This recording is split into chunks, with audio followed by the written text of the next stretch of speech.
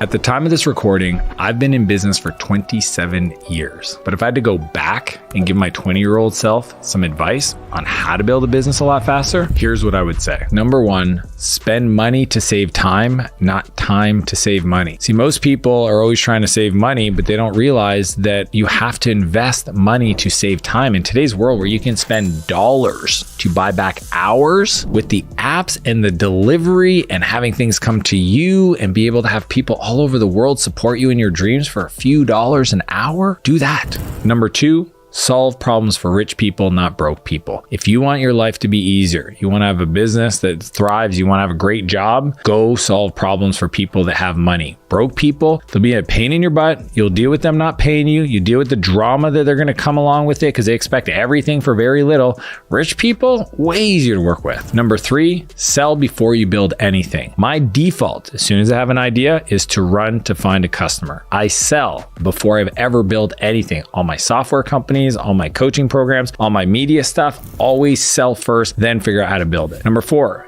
you don't manage time, you manage energy. If I could go back and talk to myself about the way I structured my life, instead of just responding to whoever needed my time, instead put those projects, tasks together throughout the day based on the energy I would have in the morning versus the afternoon, I would have got so much more done. Number five, simple scales, complex fails. The best way to build a life that's awesome is keep it simple. Don't have a lot of options. Don't have a lot of things to manage. Don't allow people to keep adding things to make it better. Fight for simplicity because complexity is the ceiling of growth. Number six, cash flow is critical. Don't finance your customers. If people want to buy from you and you have fixed costs, have them pay you enough to cover those costs. If you got to go and finance that through a line of credit or through investors, that means that you're essentially supporting their growth in their business through your bank account. I want them to pay me up front. I want to finance my growth through my customers' financing. Number seven, model then modify. So many times I've had people that coach with me try to modify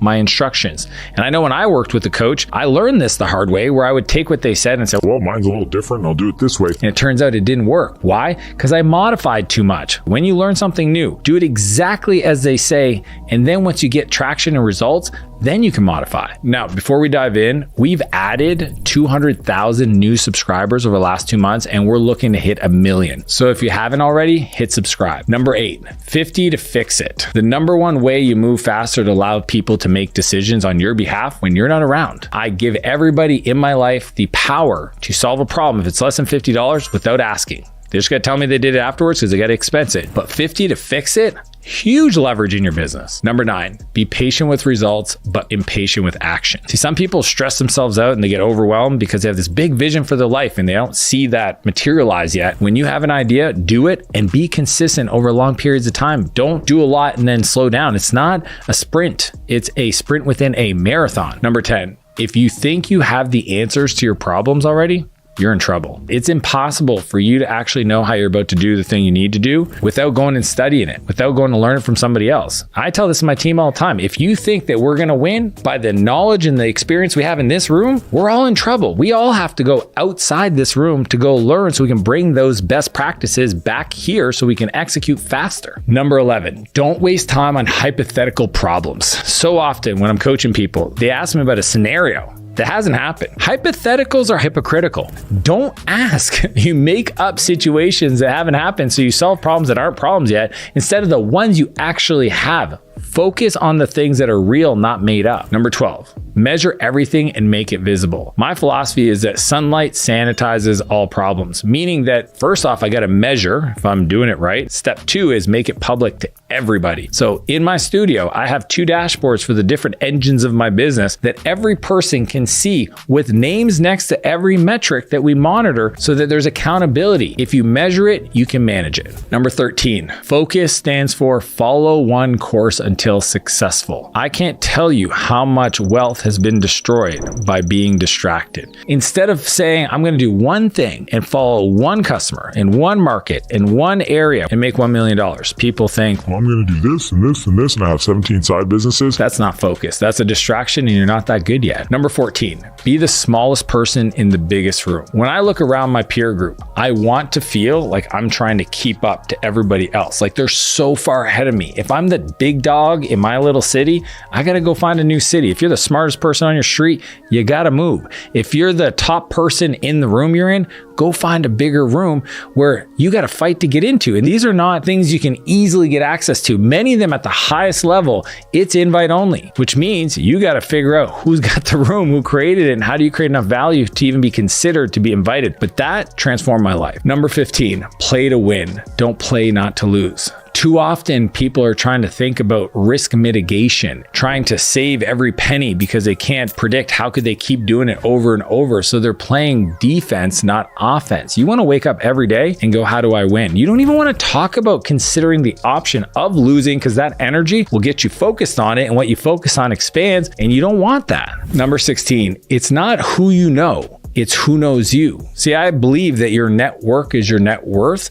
And back in the day, I worked really hard to know the right people that could solve the problems for me. Now, I make sure that I have a personal brand and a reputation that precedes me so that when I need to solve a problem, those people are willing and wanting and available because they know who I am, not necessarily that I know who they are. Number 17, broke people get good at doing tasks. Rich people get good at avoiding them. Just because you can doesn't mean you should. And honestly, the thing that you're best at becomes your Achilles heel as you grow, because it's the thing you'll be most critical of somebody else doing for you that you give away last, which means that if you want to be rich, be lazy. Don't give people the answers to the test. If you buy back your time, make sure it stays sold by not doing their work. Number 18, working hard actually means doing what scares you. Too often people talk about like, I'm hustling, I'm working hard. No, you're not. Show me the anxiety you have around that task. Tell me where you're outside your comfort zone. Because what I see is somebody that's working long hours, yes. Hard, by your definition, maybe.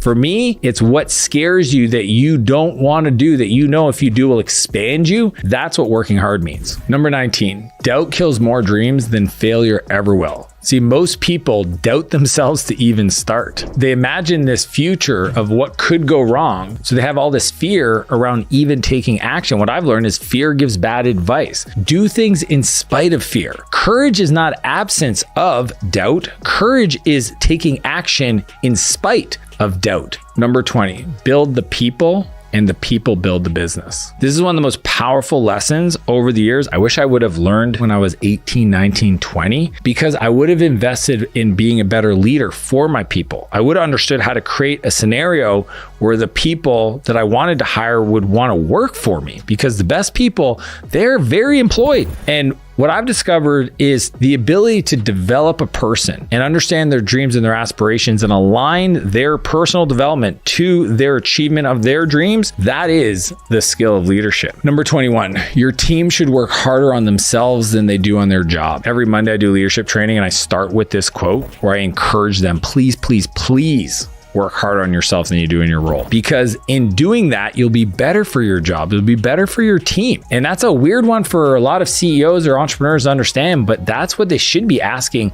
And if you do it for yourself, you'll be more for the people that need you most. Number 22, train, don't tell. The thing I see bad bosses do all the time is they run around telling people what to do. They correct, they fix, they tell. The problem is that if you keep doing that, you'll always be the bottleneck, because if they don't get told how to fix the problem, they won't do anything. Instead, train them. Talk about the philosophies, the principles, the process to help somebody do the work right. If you train them, they'll scale. If you tell them, you'll fail. Number 23, lead like you're a 5-year-old. You know, the other day we were remodeling my studio office and my GM comes in, he asked me, hey, you know, what are you doing with those shelves? Are you going to design them up? I just stared at him and I was like, I don't know. I looked at him and he goes, oh, got it. That's my responsibility. I was like, yes. He goes, okay, heard. And he left. And he started working on hiring a designer to design the shelves because he runs the studio, not me. It's his responsibility. If you run around and keep telling everybody what to do, then you'll never grow your business because they'll keep coming to you for the answers. Number 24, results over effort every time. You know, I have some incredible leaders that work for me, and sometimes they tell me they're working really hard and they're putting in super crazy hours and they're trying to get the results, but they don't show up. The only difference is the person. Either the person can figure it out and get the result, or they complain about the effort. And having been doing this for 27 years, I will tell you, I don't care how hard somebody works on my team. I care about the results. Number 25.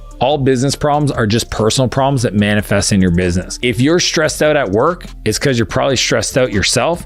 And that's something that happens at home. And your work is just an amplifier of who you are. So if you learn how to be a better leader at work, trust me, you'll be better for your family. Number 26, people problem versus process problems. Anytime there's an issue in my business, I default to a process problem, not a people problem. See, most CEOs, when there's something that happens, they go, oh, that person did this. Nope.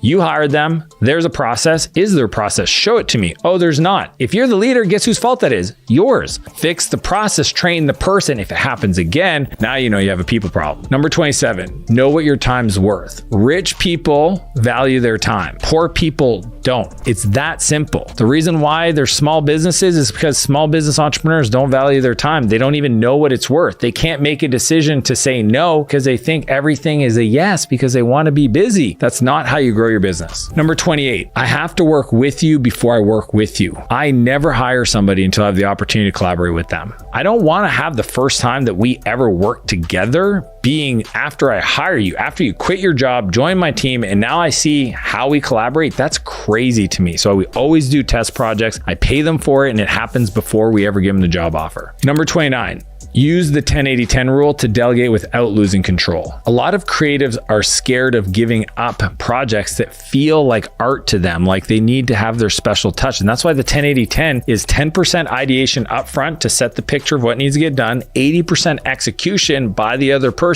and that last 10% is integration, where you get to sit down and add your fingerprint to the magic that makes it you, so that it can have the feel of completion. It's the art form. It's the thing that actually makes it work, not the busy stuff. Number 30, have dreams big enough for your team's dreams to fit inside of. If you want to hire great people and keep great people, you need to have a vision big enough for your team's dreams and goal to fit inside of. If you don't do this, they will find somebody else that does. And that's why I see great people leave companies all the time to go start their own company, to go build this massive success that they could have built inside the company they're at beforehand, but the leader didn't have this philosophy.